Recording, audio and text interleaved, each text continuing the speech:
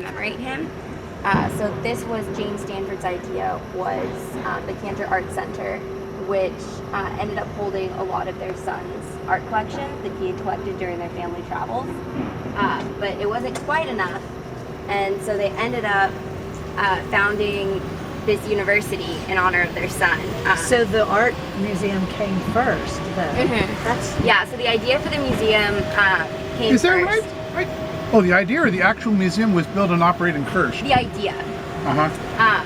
But it was built along with the rest of the university.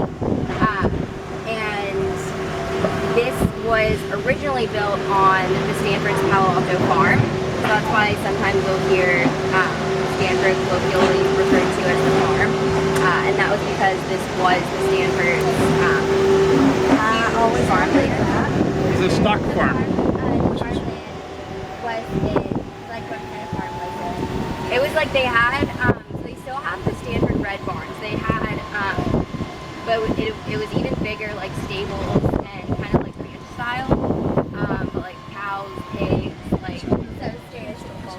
Yeah, like open, a lot of open land. Like all of this land of Stanford was the original land that the Stanfords owned, and it's about 8,000 acres is all of the land of Stanford that Stanford University owns. 3,000 acres of that is a biological preserve, like 20 minutes from campus. So it's a lot of different things that make up that acreage. The part that we see today is like pretty much the main part of Stanford's campus, like the main part that I see on any given day.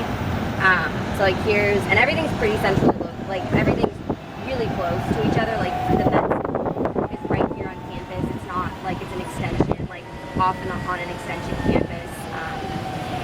And then just built next to the Cantor Art Center was the brand new art and history building. So there's a lot of cool classrooms in there that like instead of walls have like whiteboards for walls, different things like that. Stanford like has a really really famous design school and design institute, being in like Silicon Valley. And so a lot of the buildings that are being made and like classrooms are kind of being almost sculpted around this design thinking. So there's, instead of like in some classrooms, instead of having like desks, there's chairs with just little arms on it to write on. So then the professor can kind of sculpt the classroom into any way he or she wants in terms of like organizing the chairs and stuff. So like I have a class in that new art building, and we like cut our chairs and like sit in a circle for class. It's a small seminar type table. So it's kind of experiential learning, I guess. Is it only art classes which are held there? No, so I'm actually in, it's an urban studies class.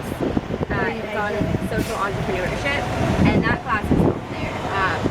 So really they say that it's an art and art history building, but a lot of other classes end up getting held there, which is nice. I mean, it's kind of far from like the main quad and the rest of campus, but it's a pretty nice facility, so it's just a nice long walk for not too bad of a to get there. So I was in there before but didn't really go around and look at anything. Is there something in particular one should make it a point to see? Not in the building, it's really the outside of it, the design of it. It's most impressive. The inside is just like normal classrooms.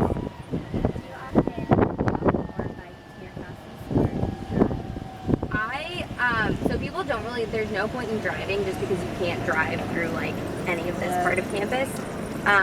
I used to only bike because I was really impatient, but starting this year I started walking, and I like it so much better. Like it's like a good like healthy workout to walk to class, and like you notice a lot more, so that's why I prefer it. One of the worst drives on campus is to get from the front of Memorial Church. We can't get literally from the front of it, but you know, from where we went there in front of that part of the quad to the rear.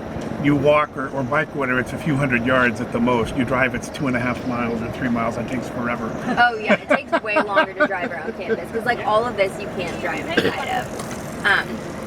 So right now we're on, this is like the science and engineering part of campus. So this is the Gates Computer Science building. So if you're interested in like computer science, there's like cool original like the original computer in there. There's there's like a landing machine for like airplanes. So it was like the console that kind of coordinated all of the planes landing. So that was like developed here in the Silicon Valley. So they have like the original console for that in there. So lots of cool things going on in computer science. It's the largest major at Stanford. And kind of like a lot of the reason why people come to Stanford is for computer science. It's very popular. Pretty much every student ends up taking at least one coding class. I took a like intro CS class, which it wasn't coding, but it was like making web pages, like web development. Sorry. Oh no, go ahead. Our school started to really focus or really put some effort and time into coding and computer programming. Oh, really? So we've been required to take, it's not complete courses, but there are semester class electives that you can take, as well as we'll have like an entire day during the year dedicated just to having people come in and talk to us about computer sciences or programming. Oh, wow. Coding. It's pretty interesting. Yeah, I didn't know it was that. Wow, becoming that big in my school. Yeah, I mean, then again, like at the same time, so I'm an American Studies major, and I'm focusing on communications next year. So I'm going to stay an extra year. Stanford has this awesome thing called the CoTro program. So I applied for the communication master's program this winter, and I'll stay an extra year and get my master's degree in 1 year. Wow. Which is a pretty awesome thing that Stanford offers, that you get to just like stay. So right now we're kind of just seeing some of Well, I've the never seen a 1 year back master's buildings. program. too. Yeah, so technically you started as an undergrad, so like I'm in one class now. One of the classes that I'm taking now will count towards that, but you finish it in 1 year. So it's kind of nice because I thought I was going to go into journalism, so I'm editor-in-chief of the Stanford Daily right now.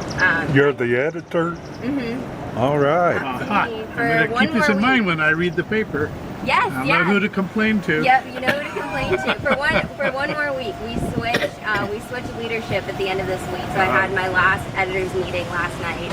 I brought cupcakes for everyone. They liked that. That was Yes. nice. It's the little things. Yeah. So now we just kind of did a full circle around the science and engineering quad. So this is where a lot of, if you're in the School of Engineering or school, I've never seen or even like a lot of humanities and science classes are taught in here. This is like the newer quad of Stanford's campus. The way that the original design was laid out, so that there'd be, 2 quads right next to each other. So you can see straight through to the main quad. And all of these buildings are sustainably built. So in 2008, Jerry Yang, the founder of Yahoo, who went to Stanford, he went to President Hennessy and said, I will donate money for a building to start this new science and engineering quad. But the catch is it has to be sustainably built, which was, really kind of cutting edge for 2008 and really expensive. But President Hennessy wanted Stanford to be, Cutting edge. Exactly, cutting edge. And he wasn't paying for it. Kind of get on the bandwagon of like sustainability and environmentalism and such. So all of these buildings, if you look back, these windows. Well, first of all, there's solar panels on the top of all the buildings, and the windows are kind of like they're made so that they utilize the sun during the day to warm the buildings at night, and like during hot summer days, it utilizes the cold at night to keep the building cool during the hot days. So Stanford's really like eco-friendly in terms of buildings, which a lot of people don't realize. Actually, I'm sorry, but before you drive off, Yes. when I took this tour before, I'd never seen any of this engineering stuff. It's really nice. Isn't there a building beneath some or all of this with a lawn on top? So these are like these little domes are like, they're like research pods, so there's like things underneath.